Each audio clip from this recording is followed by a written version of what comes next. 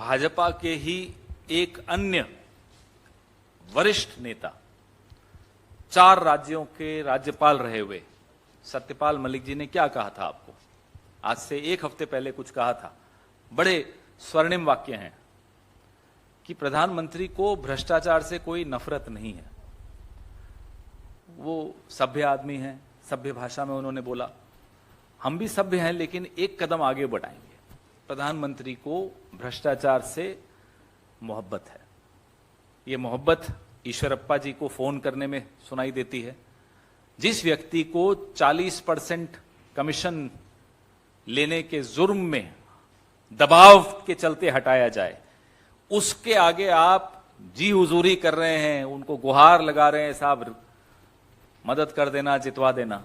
देश का प्रधानमंत्री, कुछ महीनों पहले संदर्भ चुनाव का ही है, राज्य हिमाचल प्रदेश था, वहां भ्रष्टाचार का तो मामला नहीं था, लेकिन ऐसे ही एक व्यक्ति को उन्होंने फोन किया।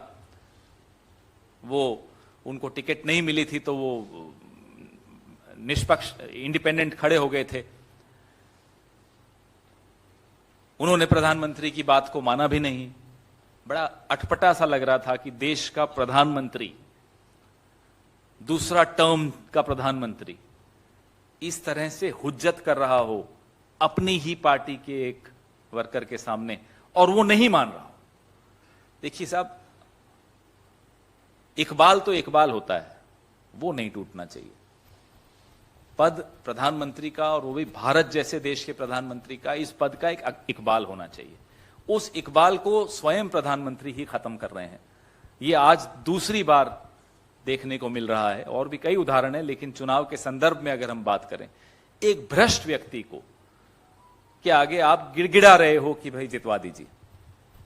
40% सरकारा, ऐसे ही थोड़े स्लोगन बना, इन्हीं लोगों की वजह से बना ये नारा। 40% सरकारा का जो तमगा मिला था भारतीय जनता पार्टी की सरकार को कर्नाटका में, वो इसी तरह के लोगों की वजह से नहीं, इन्हीं की वजह से मिला था। और आज प्रधानमंत्री उनके सामने गिड़गिड़ा रहे हैं। सोचिए क्या स्थिति है, और सोचिए भ्रष्टाचार से कितनी मोहब्बत है साहब को।